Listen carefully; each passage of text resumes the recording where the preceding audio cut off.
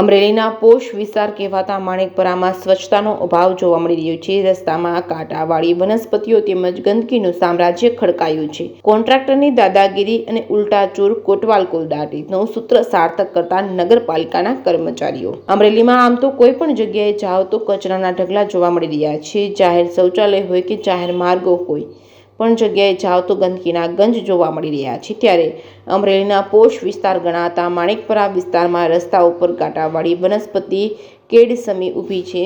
શ્વાનોના મળની શેરીઓ ઉભરાય છે.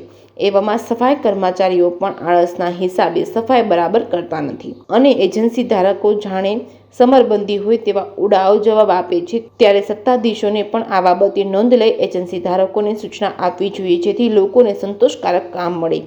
જવાબ પણ નગરપાલિકા દ્વારા વેરો તો સમયસર વસૂલવામાં આવે છે, પરંતુ લોકોના પૈસા અને લોકોને ચૂપ રહેવાનું કહેતા આવા ભ્રષ્ટાચારી એજન્સી ધારકો વિરુદ્ધ યોગ્ય પગલાં લેવા જોઈએ. આ રોડ ઉપર ખુલ્લા કચરા ભરેલા ટ્રેક્ટરો બેફામ ચલાવતા નીકળે છે. આ બાબતે પાલિકાના પ્રમુખને અનેક વખત રજૂઆતો કરવા છતાં હજી સુધી પાલિકાના પ્રમુખ દ્વારા કોઈ નિરાકરણ લાવવામાં આવ્યું નથી. કેમ કે પાલિકાના પ્રમુખની કોઈ લોકો સાંભળતું જ નહીં હોય તેવું પાલિકાના પ્રમુખ છે તે ખાલી દેખાવ માટે છે, તે પછી અન્ય લોકો રાજ કરી રહ્યા છે. બેફામ ચાલતા ટ્રેક્ટરના કારણે જેનાથી ટ્રેક્ટરોમાંથી ઉડીને કચરો આખી સોસાયટીમાં વિખરાતો જાય છે. ટ્રેક્ટરની ભરેલી ટ્રોલીઓ ખરેખર ઢાંકવી જોઈએ, જેનાથી સ્વચ્છ જગ્યાઓ ઉપર ગંદકી ન ઢોળાય અને ટ્રેક્ટર પાછળ આવતા વાહન ચાલકોને પરેશાનીનો સામનો કરવો ન પડે. કેમ પાલિકાના સત્તાધીશોના આદેશોનું કર્મચારીઓ કોઈ પાલન નથી કરતા કે પછી સત્તાધીશો કર્મચારીઓના કહેતા જ નથી કે હવે ઉપરવાળો જાણે કે શું હોય.